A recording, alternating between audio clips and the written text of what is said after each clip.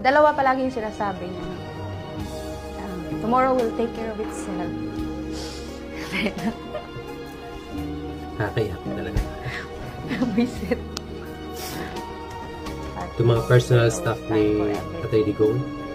Na yung buhay talaga, may panahon. Minsan nasa taas ka, minsan nasa baba. Kaya dapat maging humble ka lang talaga pala. Yes, correct. Be humble talaga pinaka-importante. Marami kang tinuro sa amin na akala mo wala lang, pero tumatak talaga. Na alam mo yung, palagi ko sinasabi, ikaw magiging, isa sa magiging highlight ng buhay ko. Thank you sa trust, sa pagbigay ng chance para mag-serve, hindi lang sa iyo, pero sa yan ang Pilipinas. tunay. PRD was always a father figure, not only to me, but to all of us. My special story about this is that when I had a miscarriage, he was very considerate and he was very concerned, and he let me to take time to rest and recover from the incident. He also tried to comfort me with his words and positive perspective. So I really appreciate that. Hindi lang sa presidente, I'm really proud to have the honor to work with you as your aide.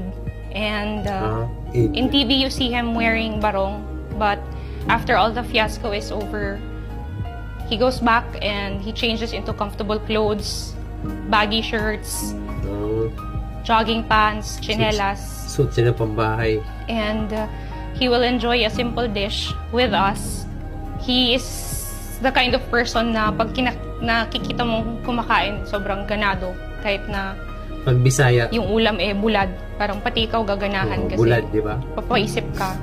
Parang sarap ng bulad, kakain na lang din ako. Pag Bisaya, ganado, permente. So, seeing him like that, na simple pleasures in life, he enjoys very much. Naiyak ako. Malalim pinagsamahan nila, guys. I will always remember all the lessons you've taught me throughout my career and for the rest of my life.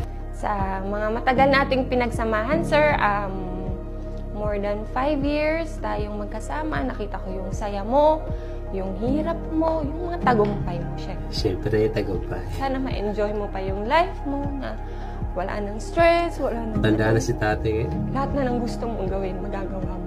Ako magpasalamat kay naghatag ka sa amo og hope. Wala nga kabalo, sir, pero idol dyan ka, sir.